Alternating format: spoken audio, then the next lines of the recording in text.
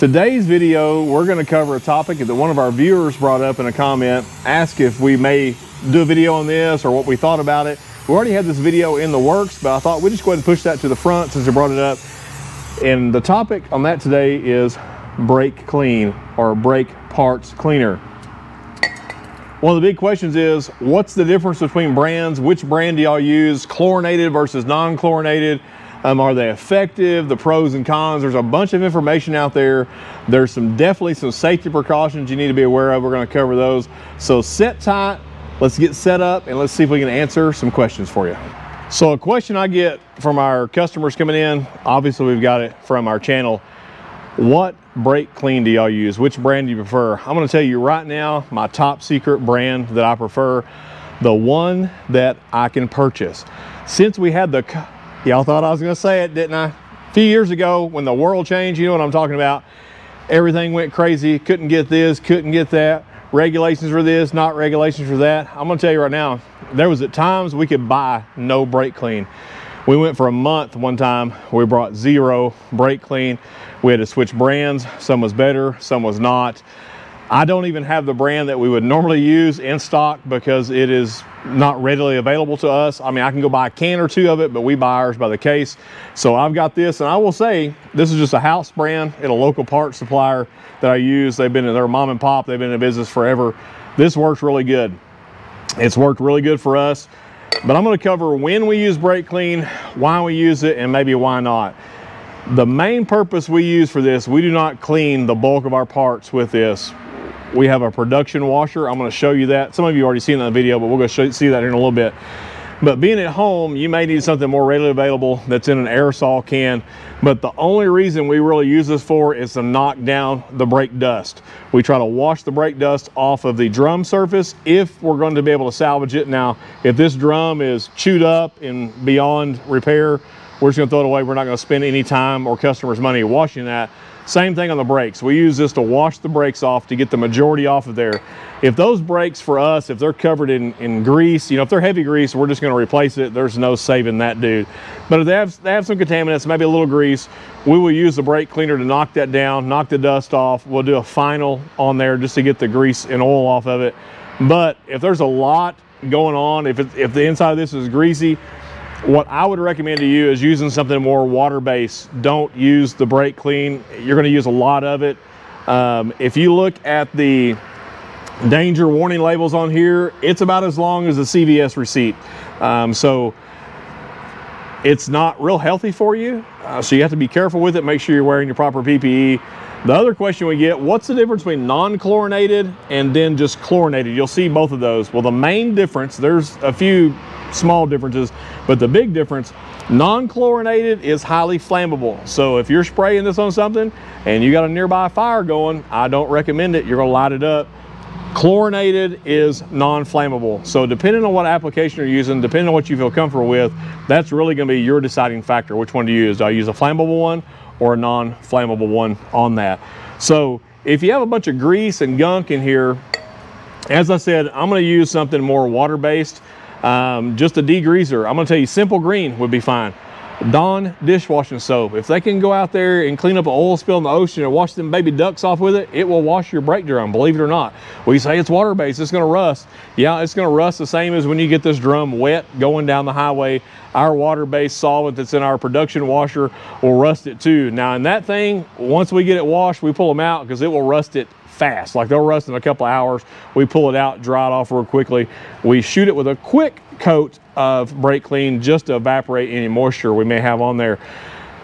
So sometimes we will pull a brake assembly off and stick it in the washer to clean it up. Sometimes that's not feasible, so we will actually pull some of our water-based out of the washer. We'll use a catch pan underneath it. We'll use a brush and we will wash it that way, then just do a quick rinse with this. But we're not going to use 5 or 6 cans of this to wash the whole thing down. Number one, it's expensive. It's not that healthy for you. We do also we don't wash our hands. I see some guys that use it. It will cut the grease off of your hands, I guarantee you, but I'm not going to do that. I'm going to go use me some Dawn dishwashing soap or one of our pumice style soaps. So that's the big differences really. Chlorinated, non-chlorinated, flammable, non-flammable. We use it to a minimum. There's times of the year, which I'm fixing to talk about, when we don't use it. We don't use it much during the winter. Why? It doesn't freeze. It doesn't do anything. We don't use it much during the winter because we do something that, if combined with this, is very dangerous and could kill you if you get enough of it. You cannot weld around this when it's being sprayed. You don't clean parts with this before welding. And during the winter, when we have our doors shut, in Texas, we get to leave our doors open a lot during the winter, but in the case where we have to shut all the doors, we don't have a lot of fresh air coming in. We do have exhaust fans we have to weld. We do not use brake clean in the shop with the doors closed. If you mix this with welding, look up welding and brake clean and see what kind of gas it creates and see what the results could be to life on that. It is not good. If you've been in a shop and somebody's spraying this while you're welding and you go to coughing, you need to quit. Everybody needs to get out of the shop. You need to ventilate it. You need to air it out. Even in the summer, we have a very well north to south ventilated shop. We have overhead exhaust fans. We have multiple fans throughout. We have some ducting to push air out for pulling welding fume out. Even with that, you have to be very careful welding while using brake clean. And again, if you're spraying this on a trailer, it is not getting welded anytime soon. That dude's gonna have to air off. It's gonna have to be gone, because if you weld across that, it is gonna make you start choking up and coughing, and hopefully you can start breathing again, but it could be fatal, and definitely over time, if not fatal, it could lead to some serious health issues. So be very cautious of that. Use brake clean when you need to. Use a water base when you can. This does have a purpose. It is handy. It's good to keep. If you're out on the road, it's good to keep. You're not going to be welding likely, but if you have a small garage, if you're a DIYer and you got a small garage, you're doing multiple products, I would be very, very careful of using this unless you have well ventilation or if you have some type of fume extractor or something like that. So non-chlorinated is flammable. Chlorinated is non-flammable. Some of these will dry quicker than others. Sometimes they say the non-chlorinated doesn't evaporate quickly. Sometimes they say the chlorinated doesn't evaporate. This one here evaporates very quickly. You can see that from the video in that. So I'm going to show you what we use in our parts washer, kind of how that works. Some of you seen it in the videos. We'll show you again. Like I said, this is a water base. If we need to do a cleanup, we will pump some out into a cup. We will use a solvent brush like this, clean it up, then we'll pour our material back in. But this is heated.